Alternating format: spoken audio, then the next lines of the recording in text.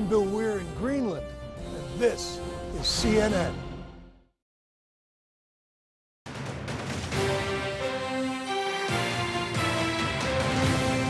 States' rights. Abortion laws for women and girls now up to the states. It is a mistake for the Supreme Court to do what it did. For a leader of one of the most conservative states, what does it mean in real terms? I'll speak exclusively to the governor of South Dakota, Republican Kristi Noem, in moments. And under oath, a former Trump aide testifies about the ex-president. I overheard the president say something to the effect of, "I don't effing care that they have weapons." What's next in the committee's case? January 6th committee member, Republican Congressman Adam Kinzinger joins me exclusively. Plus, high-stakes holiday, soaring gas prices and inflation dampen Americans' holiday celebrations as former President Trump considers making a second presidential bid official as soon as this month. Can President Biden turn America's mood around?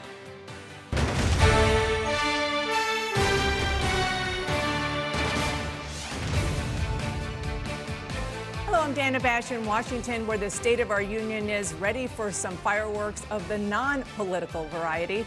Happy 4th of July weekend. As friends gather to celebrate America's birthday at parades and cookouts over this holiday break, the food they're eating and the drives they are taking are more expensive than last year. And there are signs that Americans of different political stripes are growing more divided after a series of Supreme Court reversals on environmental regulations, guns, and abortion.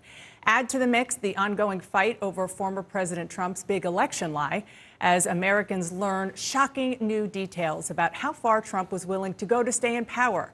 The former president has told associates he is eager to launch his 2024 campaign as early as this month. For his part, President Biden is focused on the midterm elections this fall. He met virtually with Democratic governors Friday on abortion rights, but as Republican states move quickly to further restrict the ability of women and girls to terminate a pregnancy, life and how it's defined depends more and more on where you live. Here with me now is a staunch abortion rights opponent, Republican Governor Kristi Noem of South Dakota, where abortion is now illegal, except in the case where the life of the mother is at risk. She is also the author of a new book, Not My First Rodeo. Governor, thank you so much for joining me this morning. This is a very new world with a lot of unanswered questions. So I want to spend some time this morning trying to understand some of the many aspects of this major shift in America. And I want to start with something that I've heard you say many, many times over the past few weeks, which is you are going to walk alongside mothers and their children after this decision. I want to ask you what that looks like. Would you support, for example, South Dakota providing paid parental leave and state-funded childcare so mothers can work and care for their children? Well, family leave policy is something that I addressed as soon as I became governor in South Dakota. I do think it's important that we walk alongside people when they enter into a situation where maybe they have an unplanned pregnancy. And many women feel as though when they have a pregnancy that's not planned, that it's a crisis situation, and we need to do a better job of supporting them. I launched a website called life.sd.gov that makes those connections, helps with medical care, financial services, connects them to nonprofits or even adoptive parents that may choose to parent their child if that's the choice that they make. And Governor, I went through that entire website, and I'm going to ask you about that in a second. But on the notion of family leave, do you support and will you support, when the special session comes in there in South Dakota, paid family leave or greater access financially to childcare?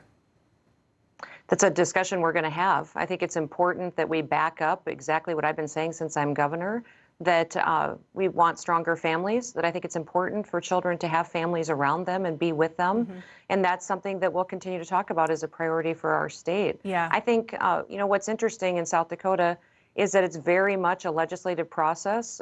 We get input from legislators. I file bills, they file bills.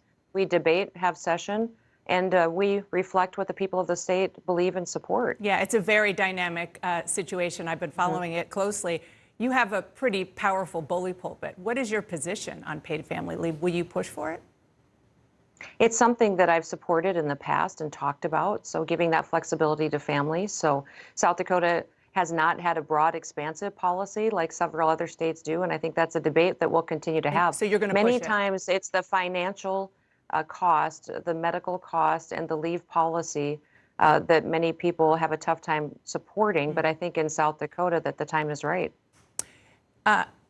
Thousands of low-income women in South Dakota without health insurance could be covered during and after pregnancy if your state expanded Medicaid under Obamacare. This is going to be on the ballot there in South Dakota in November. Will you support that? I think it's interesting because what that does is make sure that Medicaid expansion would cover able-bodied single individuals that are able to work, and it also would include about an $80 million cost to the state. So that'll be a debate that'll be on the ballot. If it passes, I'll certainly make sure that's implemented fairly and that it's done fairly. It's something that I will continue to look at. That cost to the state is incredible, and the people that it covers are people that are single and able-bodied and able to work. We have many open jobs, very few people in our state that are on unemployment right now. Will you vote and for our it? incomes are going up faster here in South Dakota than anywhere else in the country. So the people of South Dakota economically are doing better, even though we're really struggling with the inflation of the Biden economy and what's been happening with the policies out of D.C. Just real quick, it's on the ballot. You're a voter, obviously. Will you vote for it? I won't be voting for it myself personally because of the tax increases that would have to happen to pay for it. But if it is passed by the people, I certainly will implement it. So you mentioned your website. Many of the resources on that website are federal programs, private organizations. So I'm just trying to understand, you mentioned paid family leave. What else will you do as governor of South Dakota or push for? I understand you have to do it in partnership with the legislature. Since the state is effectively banning abortion, do you believe the state has a greater responsibility to directly support, financially support with services, women, girls, children? Well, we do that through many of our agencies already. And so you'll there's add to many that. different grants and programs that'll do that. And yes, I do believe that we should. I've told the legislature that clearly, that I think that's a debate we need to have on what more we can do to support mothers in this situation. We have many pregnancy centers and those that do walk alongside those mothers today bringing us ideas, and we'll have that discussion during debate. And it's important to know that 2005 is when the trigger law was passed, saying that when the Supreme Court passed this authority by overturning Roe back to the states, that the law of the land would be then that abortion would be illegal except to save the life of the mother. Now that that's the law, then we have to look at what we need to do to address who in those situations, if they do break the law, is punished, and that's the doctors, not the women. I want to make sure that that's appropriate and that the women are not punished in this situation and that we do support them as we go forward. Well, let me ask you about that. The Indianapolis Star is reporting that a 10-year-old girl in Ohio who was 6 weeks and 3 days pregnant now has to travel across state lines to Indiana to receive an abortion. So I just, because this is a trigger law that was passed before you became governor, I wanted you to be clear. Will the state of South Dakota going forward force a 10-year-old in that very same situation to have a baby? You know what I think is incredible, Dana, in this tragic story, because I heard about this last night. What's incredible is that nobody's talking about the pervert, horrible, deranged individual that raped a 10-year-old. And what are we doing about that? I agree with you. What are we doing about those of course, individuals that do this to that these is an children? important discussion to have. You rape children. That's an issue that the Supreme Court has weighed in as well. Listen, I totally and as much understand as we talk that, about what we can do for that little girl, I think we also need to be addressing those sick individuals that do this to our children. I couldn't agree more. So but our bodies are our bodies, and women are the ones who get pregnant. And in this case, it wasn't a woman; it was a girl. Should she have to have a child? A child. Should she have to have that baby? Every single life is precious. This tragedy is horrific. I can't even imagine. I've never had anybody in my family or myself gone through anything like this. I can't even imagine. But in South Dakota, the law today is that the abortions are illegal except to save the life of the mother. And you would be okay with that, a 10-year-old girl having to have a baby? No, I'm never okay with that. In fact, that story will keep me up at night. It absolutely will. So will you try to change the law to have an exception in a situation like this? Got a 1-year-old little granddaughter named Miss Addie. I can't even imagine. What I would say is I don't believe a tragic situation should be perpetuated by another tragedy. And so there's more that we've got to do to make sure that we really are living a life that says every life is precious, especially innocent lives that have been shattered like that 10-year-old girl. Yeah, and it's incredibly complicated, and I get it. But I guess my question is, given how heartbroken you seem to be about the situation, maybe the question is this, because what I keep thinking about is, how is a 10-year-old girl physically No. probably can't even carry a baby without being, never mind emotionally and mentally sort of tormented, but physically hurt. Would you consider that the life of a mother at risk? And I think that's something that, that situation, the doctor, the family, the individuals closest to that will make the decisions there for that family. That's what's interesting about the time we live in right now, is every state will have different laws on the books. The decisions will be made by the legislators that are closest to the people. That's appropriate. It's the way our Constitution intended. And I think that South Dakota's laws may look very different than California's, may look very different than New York's, where that governor has said she wants to become a destination known for providing abortions. Well, that's not our story here in South Dakota. Yeah. And I think every governor, every state will make a very different decision on what their laws look like. On that note, if Republicans take back Congress in Washington, would you support a national ban on abortion? We'll see what Congress does and what those discussions are. I've never, Dana, operated in hypotheticals. I've told people what my values are, how I would lead, and then I follow through on that. That's just something that I've always done. Running for elected office, you represent your people, but you also represent the person that the values that you hold and how you see your job as governor. We saw that during COVID. We saw that with all the decisions that were made in different states as far as impacting people's families and their businesses. South Dakota made very different decisions than every other state. I trust the people. I trust the Constitution. I hate the energy policy that this administration's bringing and harming our families. I hate the food insecurity that they're creating and the national security crisis that we have going on. Joe Biden has been devastating for this country, and I'm going to continue to fight to defend the people in South Dakota. Just real quick, is it a state right, abortion, or should it be a state right or not? It's a decision that should be made at the state Okay, level, thank you. absolutely. The Supreme Court Justice Clarence Thomas suggested that the court's decision legalizing same-sex nationwide marriage should be reconsidered.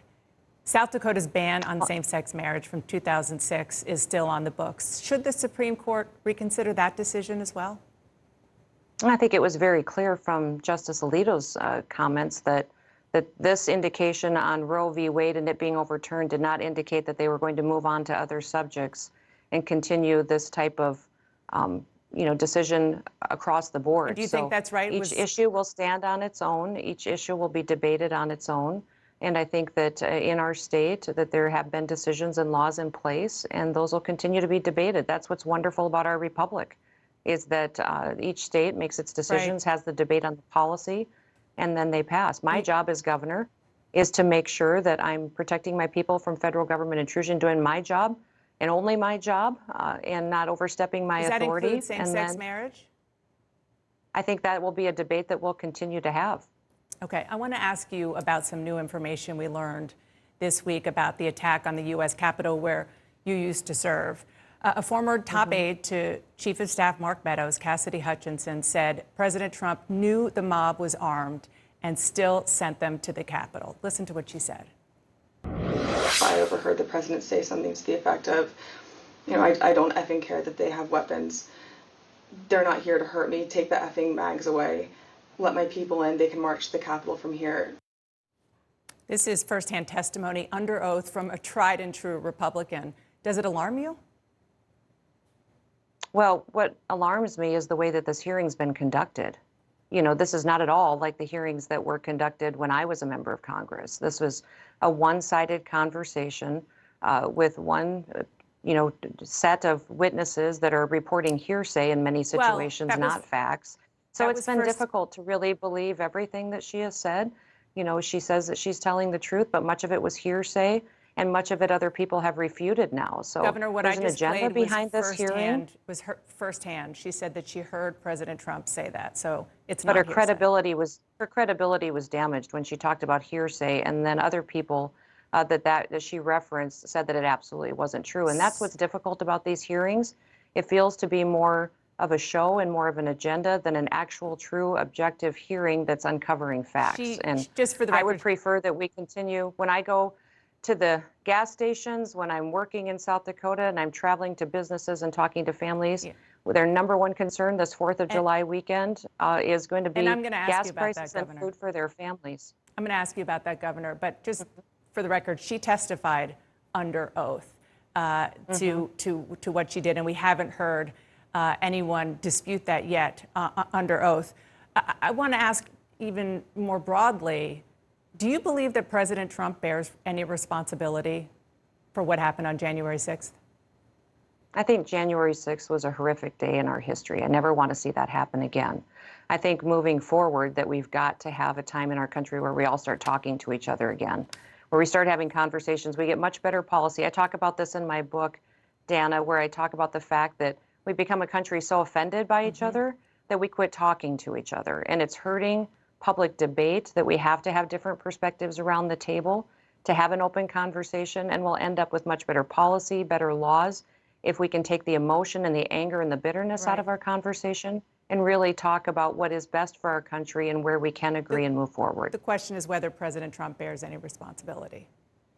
I think we all need to examine this country and where we're going, and I'm hopeful that people will look to our state. Our state has done incredible things. I think the country is desperate for some hope right now. The best weekend to focus on that is this weekend, where we celebrate our freedoms, our independence, and really look forward with an optimistic attitude. I think we've got a bright future ahead of us as long as we continue to represent our people. Real quick, because I wanted to get to the economy. Former President Trump may announce that he's running as soon as this month. If he does, A, will you support him? And B, would you like to be his running mate? Well, if he runs, I will support him. I've said that many times. I think his policies were good for our country. Would you like to be his running mate? I think that there's a lot of people out there who would like to be his running mate. Would so you I'm say focused yes? on getting reelected too. I don't operate in that hypothetical either. Okay. I would be shocked if he asked. And right now, I'm just so focused on South Dakota. We're doing great things, and we've got a lot more to do the next 4 years. In your new book, you write that one of the things your dad used to say was, we don't complain about things, Christy, we fix them. Mm-hmm. So about inflation, gas prices, as you mentioned, are near record highs. President Biden is calling on states to pause their state gas taxes. Will you do that as well? I think that a lot of energy policies should be addressed. A lot of them with opening up American energy supply again. I wish he wouldn't have canceled the Keystone Pipeline. I wish he wouldn't have stopped drilling on federal lands. I wish he wouldn't hit so many of our energy industry partners with regulations and fines and penalties. He's made us much more dependent on our enemies, on foreign soil. So when we get these American first energy supplies back online and we start depending on ourselves and become independent, it certainly will be a better day for South Dakotans. Kristi Noem, Governor of South Dakota, thank you so much for joining me this morning. Thank you, Dan. I appreciate it. And up next, has Cassidy Hutchinson's testimony led to new witnesses coming forward? January 6th committee member Adam Kinzinger is here, and Republican Congresswoman Liz Cheney is unapologetic about her position on former President Trump as he contemplates 2024. What's her future?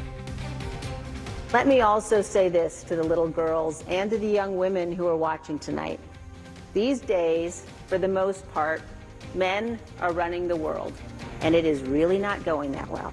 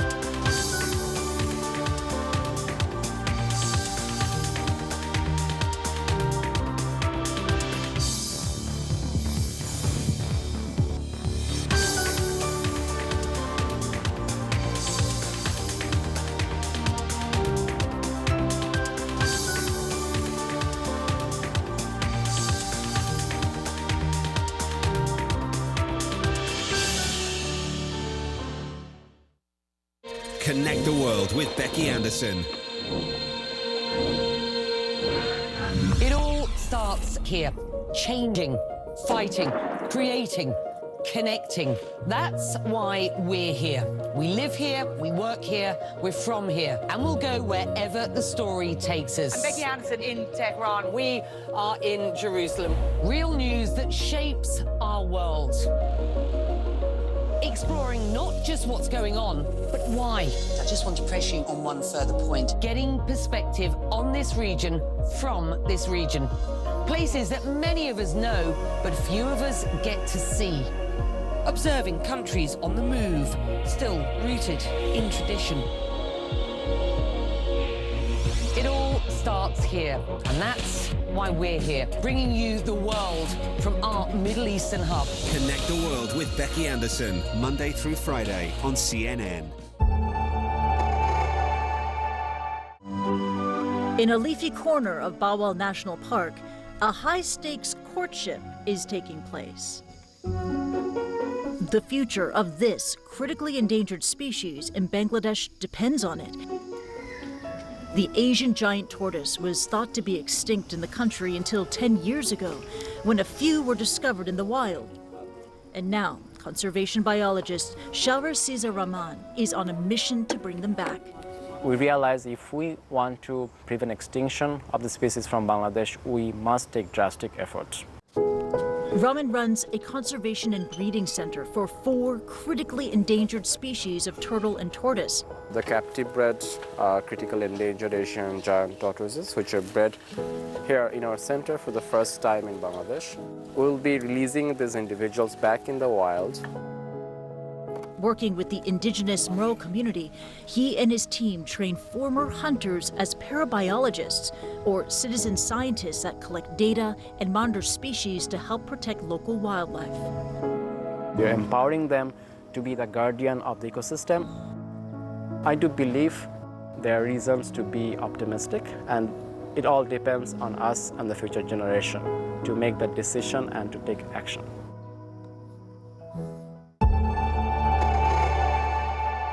Tuesday, celebrate with fireworks and music from Pitbull, Maren Morris, Machine Gun Kelly, Journey, Gloria Estefan, T-Pain, the Doobie Brothers, and more. Celebrate the 4th in America, live Tuesday on CNN.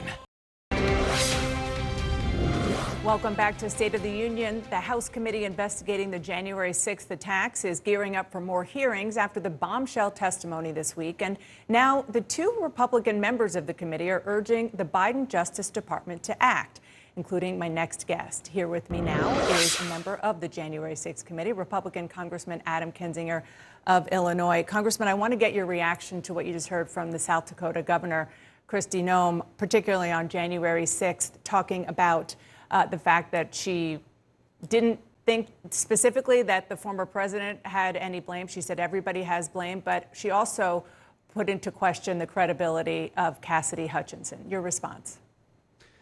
Yeah, I mean, I'm blown away. This is not, I served with Kristi Noem in the House, and it's like Invasion of the Body Snatchers. This is not the Kristi Noem I served with. Kristi Noem I served with, was conservative, dedicated to truth. I at the time would have put her country above her political career at any moment. It is clear, look, Dana, it is clear she is running for president or vice president. She's scared to death of the base. And for her to call into question, a 26-year-old patriot who stood in front of the committee alone and told the truth, and then to avoid saying that Donald Trump bore even an ounce of responsibility for January 6th, I get amazed still every day by what some of my colleagues do. This is one of the biggest ones. She used to be something very different. There are, I don't need to tell you, only 2 Republicans on this committee. You're one of them. The other is Vice Chair Liz Cheney. She's facing a very tough re-election fight in Wyoming. She faced off with her opponents in a debate this week. Take a listen.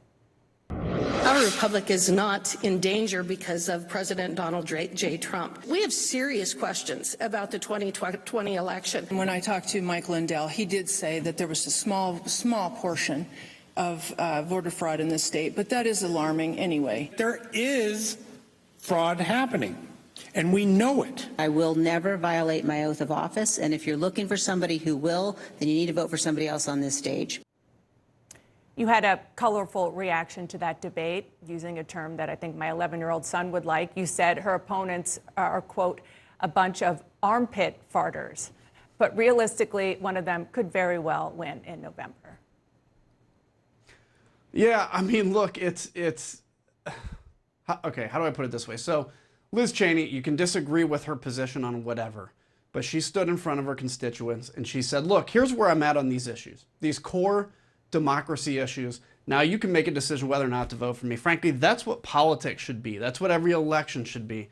You see her opponents spreading conspiracy.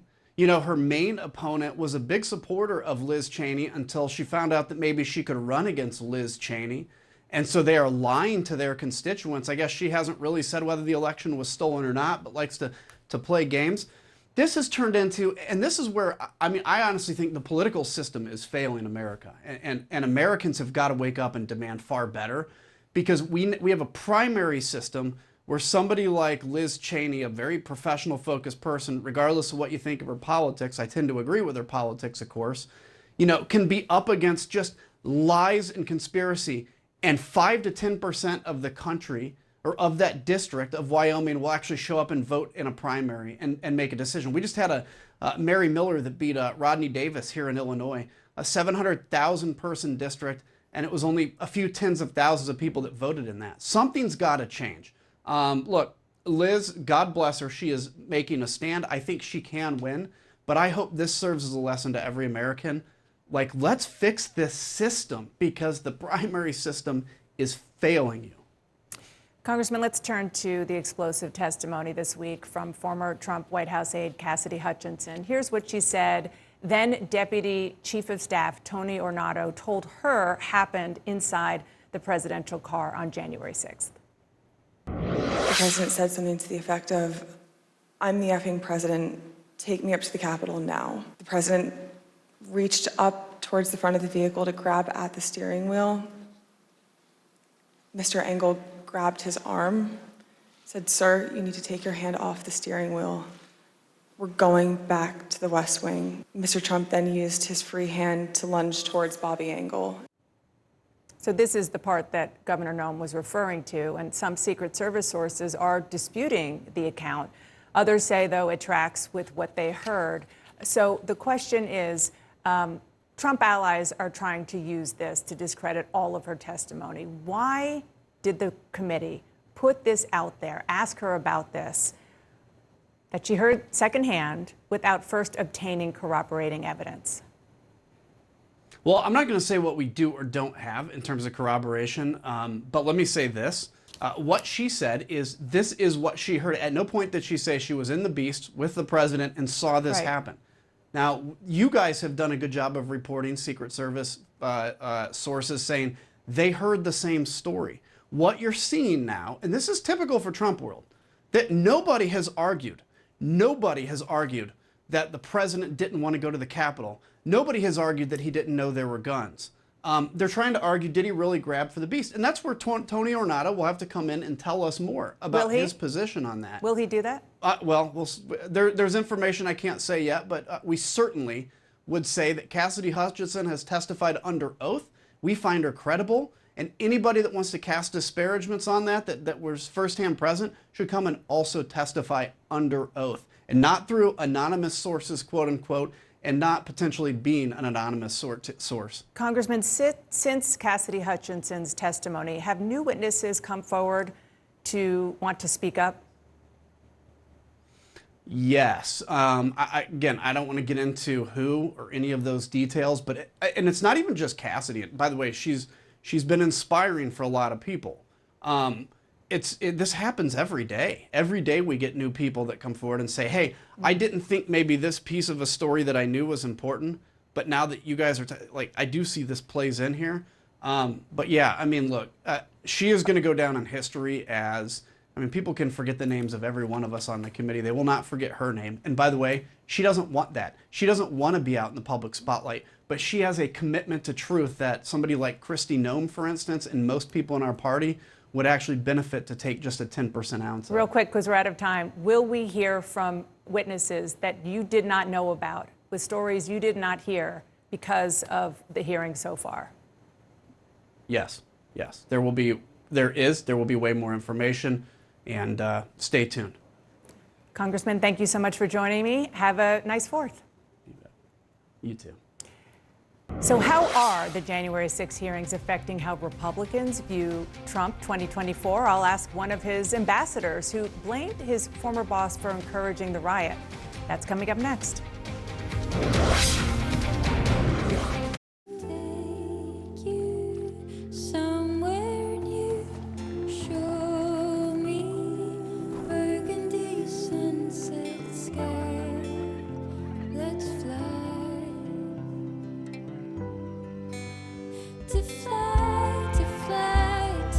Wherever you go in the world, one airline goes further to make it feel exceptional. Qatar Airways, going places together. All new Inside Africa. Go inside the inventive minds, evolving places, and creative trends of the Africa you need to know now. Harnessing the power of renewable energy to improve lives. Technological independence of Africa is actually a reality. This is the reason I focused my career on this. Inside Africa on CNN, in association with Zenith Bank. Today, we live in an unpredictable environment, and news races around the world at breakneck speed. The missile struck right here. What is your interpretation of Putin's intention? My show brings you the latest news and top news makers. What does President Putin think he has achieved in Ukraine to date? We just want to say stop to Vladimir Putin. And we also dive below the headlines to explore vital issues impacting our lives. What are you looking at for the future with these additional formations that you've talked about, and where? What are the UN and other countries doing for you? Is it enough? It's crucial we make sense of what's happening. We are doing this for our very survival. What do you think a peace or a ceasefire or an end to this looks like? And fully understand what's at stake. We have will, we have guts, and we are fighting like hell. Amanpour, weeknights on CNN. Heard it all before? But have you heard it like this? The ultimate disruptor looks set to shake up our world. What's really going on? Fast-paced news, in-depth reports, and fact checks from the perspective of The Global Brief with Bianca Nobilo. Weeknights on CNN. I'm Linda Kincaid in Atlanta, and this is CNN.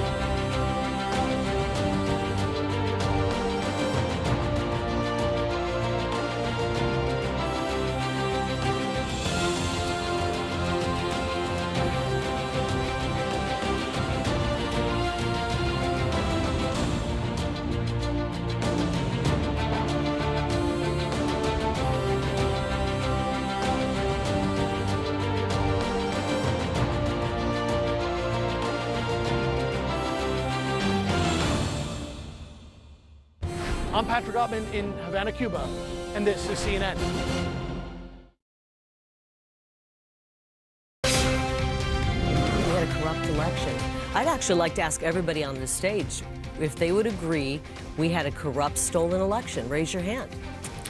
Did we have? This is I would like to. I'm not going to play your stunt.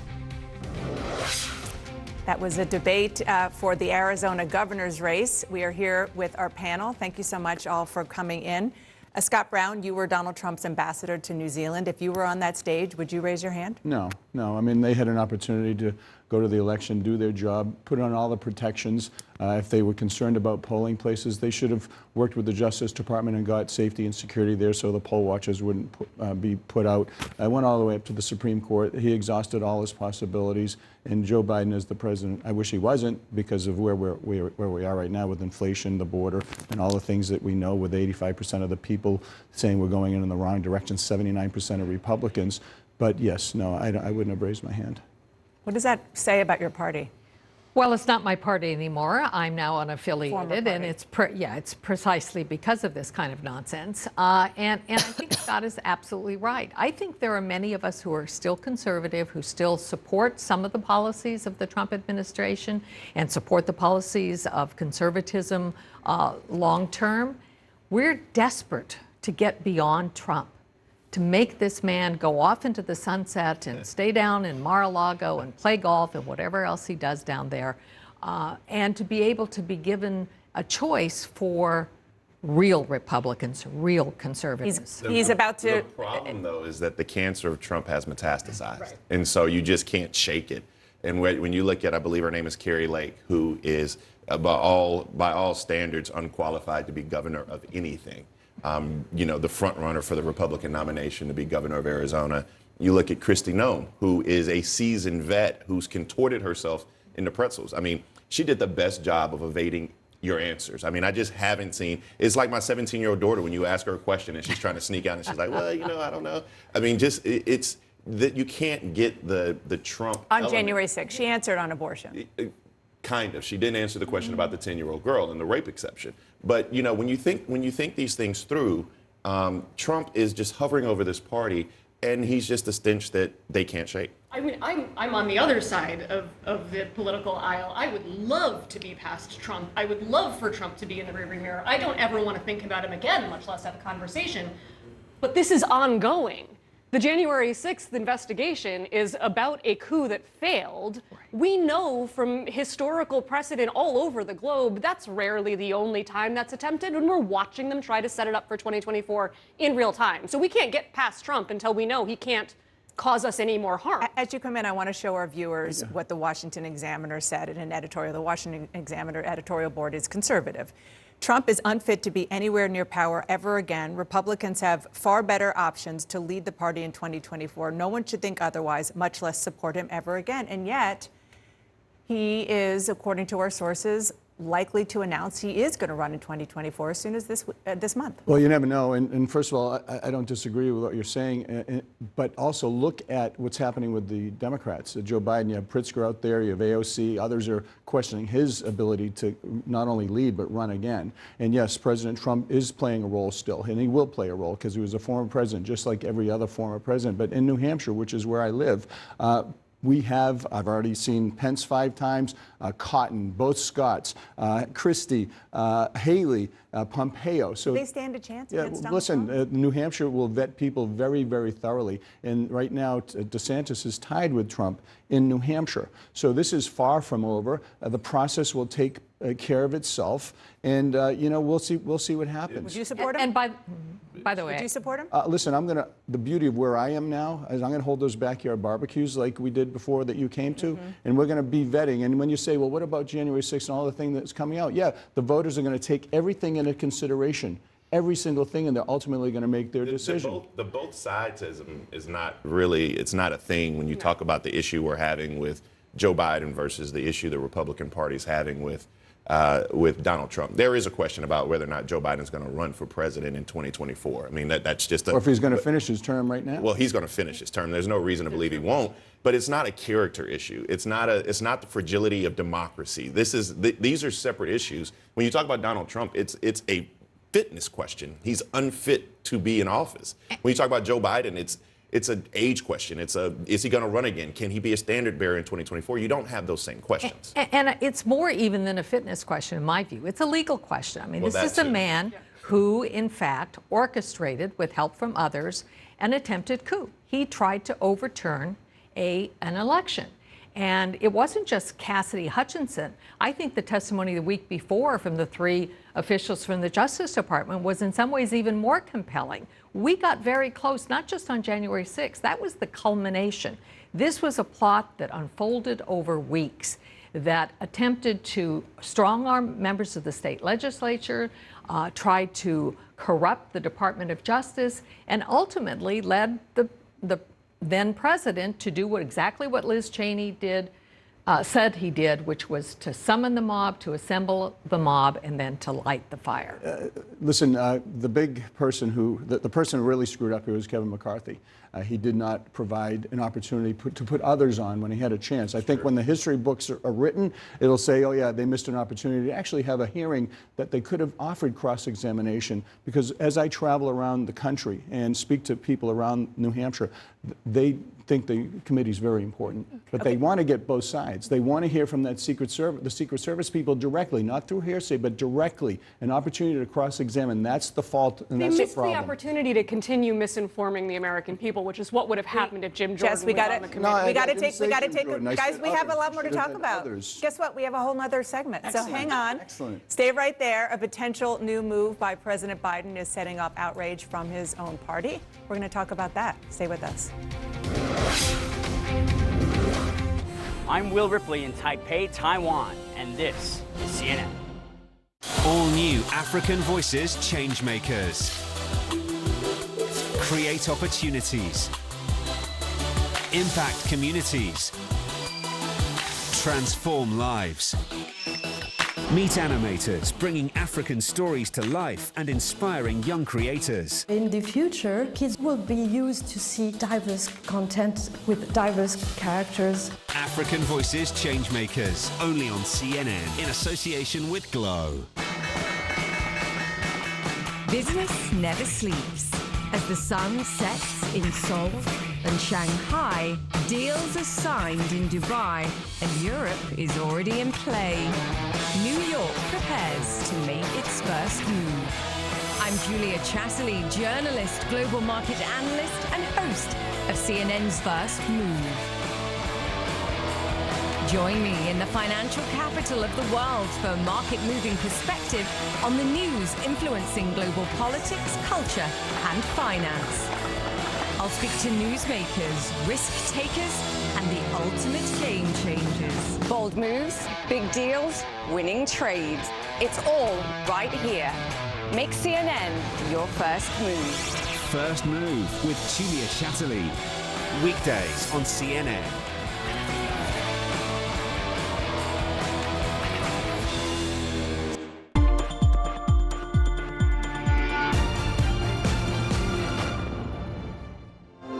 Three Strands Global Foundation is a nonprofit that has been combating human trafficking for the last 12 years, focused in on 3 areas: prevention education, prevention through employment, and prevention through engagement. So we have a few initiatives that directly look at the root causes. One is prevention education, so that teachers can identify exploitation and trafficking, as well as be trauma-informed, and students in kindergarten all the way through 12th grade can be educated.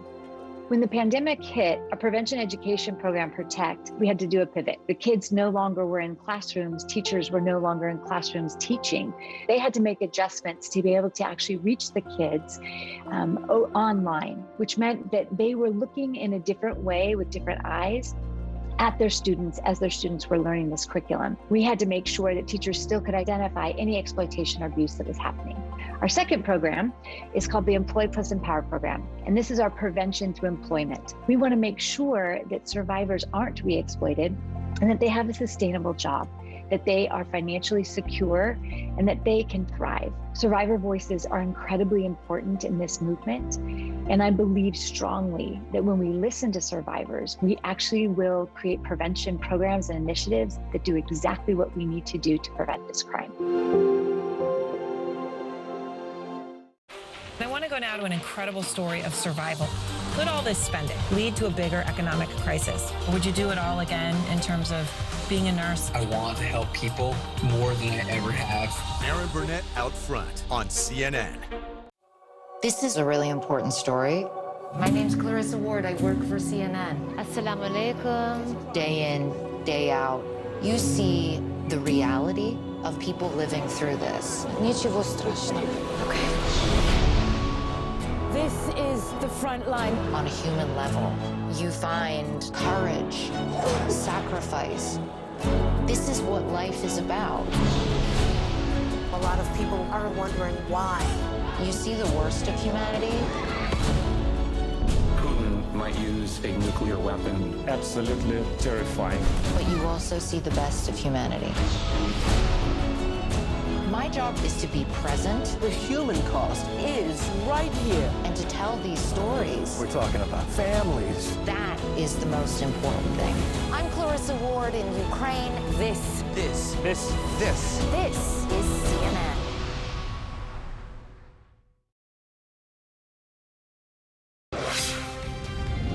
You're saying now, the president said that this fall Roe is on the ballot.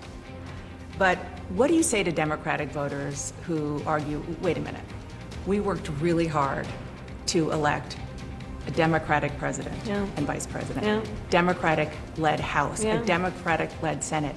Do it now. But do what now? What now? Welcome back to State of the Union. Jess, as a proud progressive, what's your overall impression and reaction to the way the Biden administration is proceeding post-Roe? It's not enough. I love the things that they say they are working on doing. I think the most important thing right now is to make sure that access to abortion is maintained for as many people in the country as possible until we get to November, when then we're going to need to vote in 2 more Democratic senators in order to codify Roe. I think that the Biden administration needs to get very explicit about that voting message. It's not just vote and vote harder. It's vote for these 2 seats so that we can get this thing done. And in the meantime, everything that he said was correct. He needs to be making sure that women can cross state lines. And the fact that it's 2022, and I am sitting here as a 40-year-old woman, if I were to get pregnant, I would want to keep it. I would be happy with that idea, and I would not be able to travel to multiple states in the country because if something went wrong, I could die. So he needs to make sure that travel is open. He needs to make sure that medication abortion is available or telemedicine to as many people as need it. These are the things that he definitely needs to be looking at, putting abortion clinics on federal lands, anything he can do to keep access for as long as possible until we can codify it in Congress. I think the real problem is this now is back in the states, and the problems the progressive have is that 30 states are controlled by Republicans. And I mean, I think this is sort of missing the forest for the trees. But the fact is, if you don't get some of the radicals who are in state legislatures, and they are radicals. I mean, these are people who would stop that 10-year-old who was pregnant by rape from being able to travel even to another state to get a legal abortion. That's where the Democrats have missed the boat. They should have been focused more on. I cannot disagree with you, because it feels as if we were flat-footed, like we didn't know this was coming. We, the Democrats? Democrats. And the fact is, Republicans have not hidden their hand.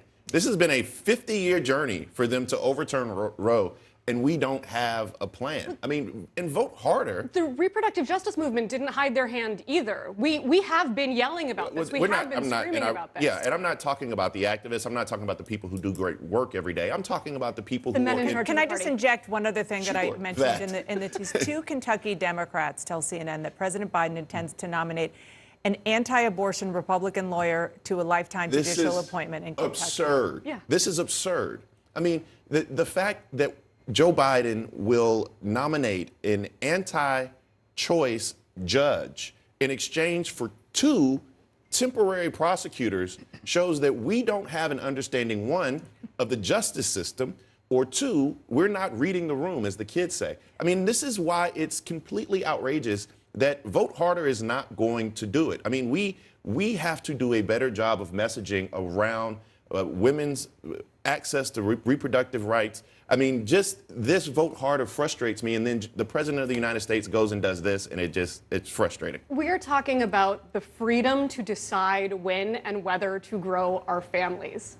That is a foundational right, and now we are seeing all of the things that were built on that foundation start to crumble. You've been on the ballot many times. Do you think that the Democrats' argument, aside from this table, that this is going to motivate Democratic and even independent voters is legit? Well, first of all, I agree with you. The president and his team, Pelosi, they were flat-footed. They knew 2 months because of the leak, and they did nothing. He says, I don't know what to do, and I'm a pro-choice Republican, okay?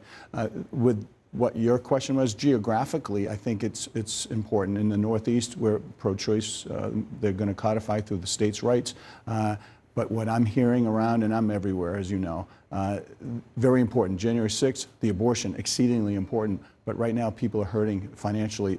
Inflation, the border, fentanyl, deaths. They can't pay their bills. And those economic issues, I believe, will supersede potentially those issues. We're going to have to leave it there. Thank you all. Have a wonderful 4th. Appreciate you coming in. Thank you. Thank you. And it is summer. We're ready to celebrate here at CNN and all around the country and even the world. A sneak peek at the best way to see fireworks and an epic concert that's going to be right here on CNN. Stay with me.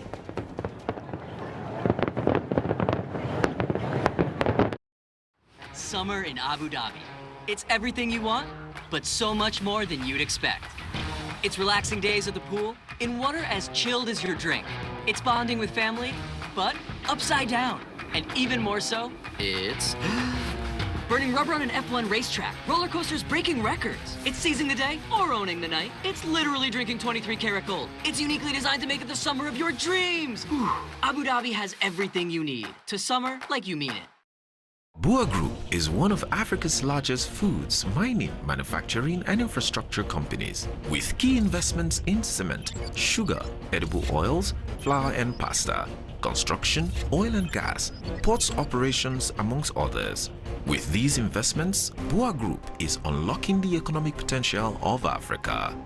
Bua Group, unlocking opportunities.